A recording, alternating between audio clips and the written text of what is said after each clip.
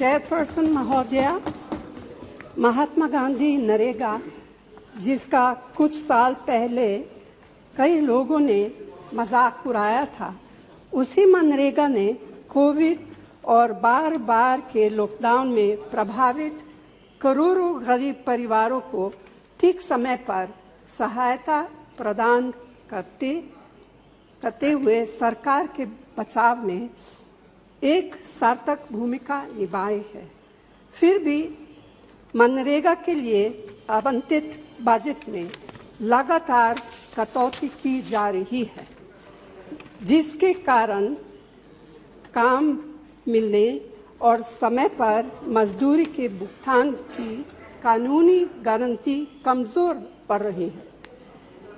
इस साल मनरेगा का बजट 2020 की तुलना में 35% कम है, जबकि बेरोजगारी लगातार बढ़ रही है।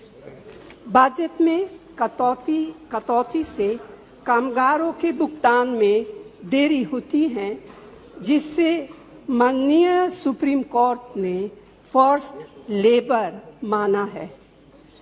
इसी वर्ष 26 मार्च को सभी राज्यों ने इस योजना के तहत अपने खाते में नकारात्मक संतुलन दिखाया है, जिसमें कामगारों को भुगतान का लगभग 5,000 करोड़ रुपए बकाया है।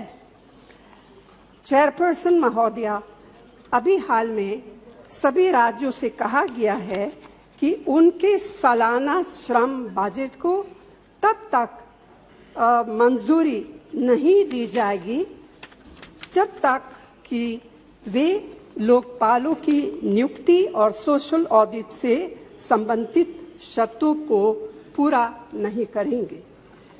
सोशल ऑडिट को निश्चित रूप से प्रभावी बनाया जाना चाहिए, लेकिन इसे लागू करने में कमियों को आधार बनाकर इस योजना के लिए पैसे का आवंटन रोककर कामगारों को दंडित नहीं किया जा सकता है। यह अनुचित है और अमानवीय है। सरकार को इसमें बाधा डालने के बजाय इसका समाधान निकालना चाहिए। चेयरपर्सन महोदया, ग्राम सभा द्वारा सोशल ऑडिट पर कोई समझौता नहीं किया जा सकता है। इसीलिए मैं आपके माध्यम से केंद्र सरकार से आग्रह करती हूं कि पहला, मनरेगा के लिए उचित बजट का आवंटन किया जाए।